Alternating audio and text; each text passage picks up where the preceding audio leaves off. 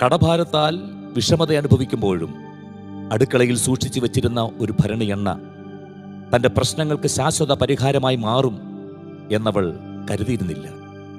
മാറായുടെ കയ്പ് മാറാനുള്ള പ്രതിവിധി മാറായുടെ തീരത്തു തന്നെ ദൈവം മുളപ്പിച്ചിരുന്നു. നിങ്ങളുടെ ജീവിതത്തിലെ പ്രശ്നങ്ങൾക്കുള്ള പരിഹാരം നിങ്ങളിൽ തന്നെ ദൈവം നിക്ഷേപിച്ചിട്ടുണ്ടെന്നുള്ള വിവരം നിങ്ങൾ മറക്കരുത്. കാലങ്ങൾ കഴിയുന്തോറും എണ്ണയുടെ ഘടനയ്ക്ക് മാറ്റങ്ങൾ വരികയും അത് കനച്ചു പോകുകയും ചെയ്യാം. വായ്പ കൊടുത്ത മനുഷ്യൻ അവളുടെ വീട്ടിൽ വന്നതും കുട്ടികളെ അടിമകളാക്കി കൊണ്ടുപോകുവാൻ ശ്രമിച്ചതും കുടുംബത്തിലാകമാനം നൊമ്പരം സൃഷ്ടിച്ചു എന്നുള്ളത് ശരി തന്നെയാണ്.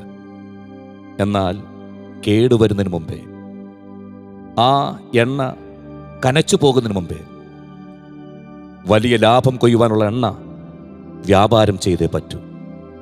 ഇനിയും താലന്തുകൾ കുഴിച്ചു മൂടിയിട്ട് നിങ്ങൾ അവിശ്വസ്തരുടെ ഗണത്തിൽപ്പെടാതെ ലഭിച്ച താലന്തുകൾ ദൈവനാമത്തിൻ്റെ മഹത്വത്തിനായി വ്യാപാരം ചെയ്യൂ.